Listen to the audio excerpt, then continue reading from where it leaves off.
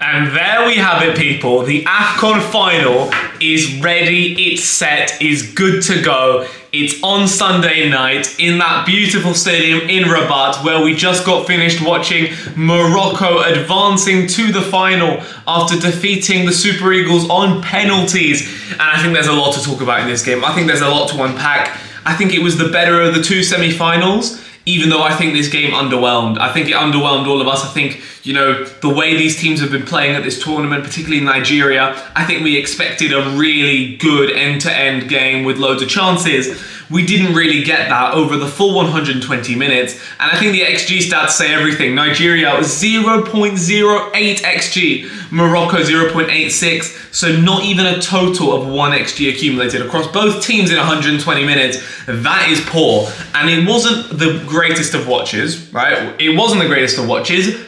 But will Morocco care? Morocco could not care less. They are in the AFCON final at home with the opportunity to win their first AFCON in 50 years. They won it in 1976 in Ethiopia, and they have never won one since. They've been to one final since then. That came in 2004, but they have never won the tournament since 1976. We're now in 2026. That's 50 years ago. And it looks like the perfect time for Morocco to do it. And we're going to unpack, we're going to go into the final later, look ahead into that. I will be making a prediction and preview into the final in another video. Here, I just want to talk about this game specifically. I mean, it wasn't great, right? It was not the most entertaining. There weren't the most big chances. We can agree on that. I feel like Morocco have played similarly to how they've played the whole tournament. I think defensively, these guys are so solid. When you have a back line of Hakimi, Mazraoui, Aguerd, and Massina with Bunu in goal, you're really not going to concede many chances, even to the elite attack that is Nigeria. And I think this game really showed the fact that Nigeria only had 2 shots with a total of 0.08 XG. Nigeria didn't really have a sniff throughout the entire game. Now we'll get to Morocco, because Morocco going forward didn't do much either, even though they did slightly more. I think this gives really good optimism to Moroccan fans going into the World Cup, because when you're going to be playing offenses like Brazil, who, even though Brazil are not the team that they once were and they've, you know, regressed a lot over the past couple of years, in attack they still have crazy good players. And Morocco have shown at this tournament, conceding just 1 goal, and that was a penalty against Mali, you know, in 6 games, playing against very good offenses like Nigeria, who were the best at this tournament for that, showing that really they're capable of going up against anyone, and their defense is going to propel them far in the World Cup. Morocco is a team that nobody wants to play in the World Cup, absolutely nobody, and defensively they really have proven why. I think that Walid Regragui, as you know, people don't like him, Moroccan fans. I know some people question him. They say his tactical decisions could cost Morocco at this tournament. And it did potentially against Mali, but they're in the final. They're in the final. And if Walid Regragui wins that game against Senegal, the critics have to go out the window, because he will win. He will have won Morocco's second ever AFCON in history. Now, yes, you can say they've got the best squad, they're at home, all of this, but it doesn't freaking matter. If they win, they win. And that's the whole point of this, you know? Just like nobody's gonna care how you did it, what the football was like. If you win, you win. If your name's on that trophy, no one's gonna care. So, you know, Morocco, people that have questioned their style of play, you know, against Tanzania, they scraped through. Against Mali, they were poor. You know, in the group stages, it wasn't utterly convincing.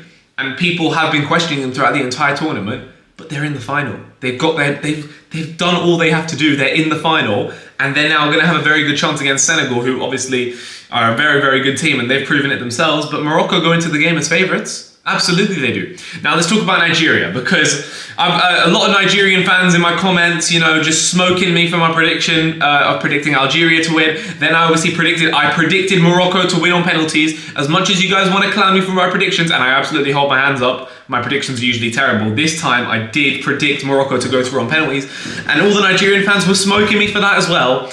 And I think that Nigeria really didn't show what made them so great at this tournament. They had a fantastic tournament. I think Nigeria have been the best performing team at this tournament.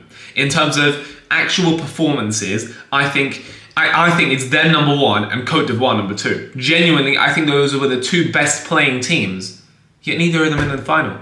Senegal and Morocco, for me, haven't been in the top 2, but they're in the final, so they don't care. But Nigeria, I was expecting more going forward.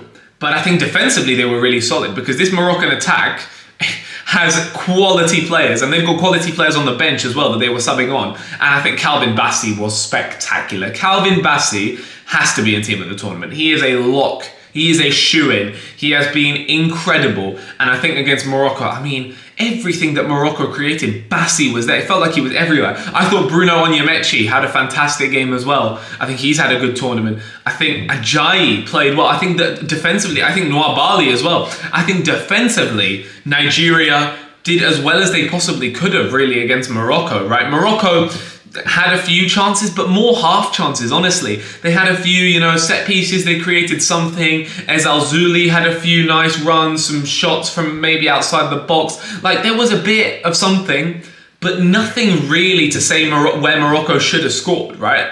They had 16 shots and only accumulated 0.86 XG overall. So they weren't really big chances for Morocco. So defensively, I have to give Nigeria extreme credit. I think they handled the game very well. But going forward, I wasn't impressed. I was not impressed. I feel like Akor Adams, Osimhen, Lookman, they didn't show what's made them so great at this tournament. I think that they have been the best attack at this tournament by far, right? They have just cooked everybody they're up against. When they go forward, you just can't stop them. And Algeria really saw that, right? I feel like they completely grilled the Algerian team, and we saw what happened in that game. But I think Regragui came with a better tactic into this game of how to nullify that attack. And I think it worked perfectly. I think midfield as well, Morocco were winning the midfield battle. I don't think it was Alex Iwobi's greatest game. Now, obviously, Nigeria were missing Wilfred Ndidi, who is the captain, who is essential to this team. I don't think Onyedika in his place did particularly well. And I feel like the Moroccan midfield of El Ayanoui, who I think has been spectacular at this tournament, alongside El Kanous and Saibari, dominated that midfield battle.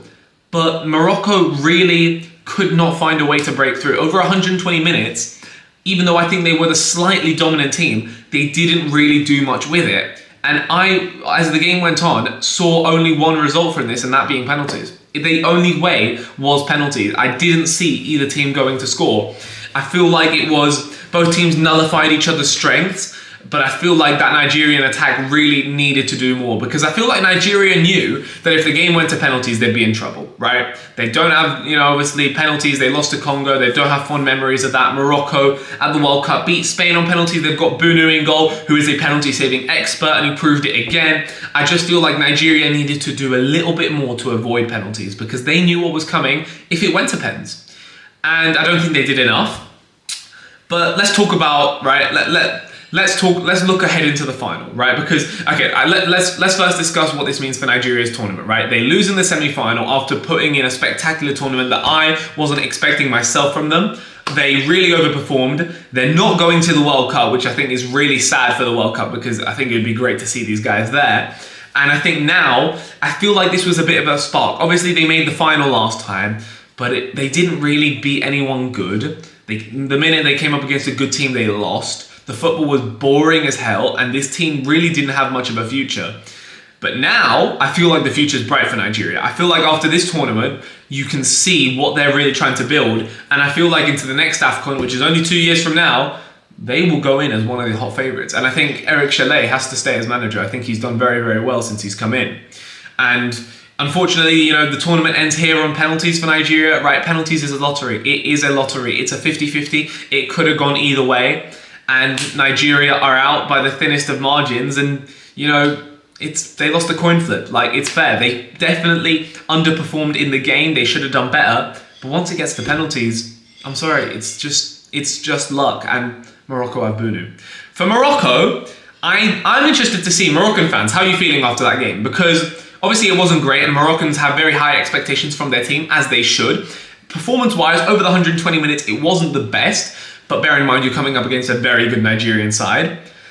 But you're through. So in my opinion, right, as a non-Moroccan, I don't think it matters how you played, because you got the job done. And if you play like that against Senegal, if you win on penalties against Senegal, do you think any Moroccan fan is going to be complaining? Absolutely not, because you'll have secured your second ever AFCON victory. And I think that's all that matters right now. Morocco need to forget about style of play. They need, well, obviously style of play is important, but you need to just win the game. This is why I was talking about with Egypt, right? Egypt really played terribly against Senegal. When it came to style of play, it was awful, but they almost took the game to extra time. Had they taken it to penalties and won, no one would have cared, right? But the thing is, they didn't win. And then you can go in on the Egyptian tactics. They should have done this, they shouldn't have done that. If you win, you shut up your critics and it's irrelevant. So Morocco have a huge game on Sunday against Senegal. The two teams that everybody predicted would be in the final, right? My original final was Algeria-Senegal. I did have Senegal in there against a North African team.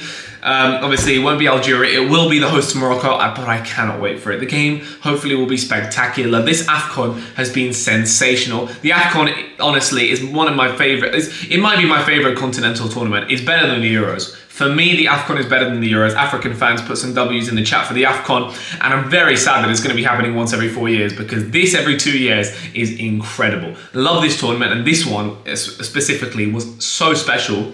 Huge fan of it. But it's not done. We've got one more game. And then after that game, I will be making videos, talking about individual breakdowns of teams. There are some teams that I want to go in depth, particularly the teams going to the World Cup, to see, what this AFCON means. How does that change their expectations for the World Cup? I've got a few plans. South Africa is definitely one of them, so stay tuned for that.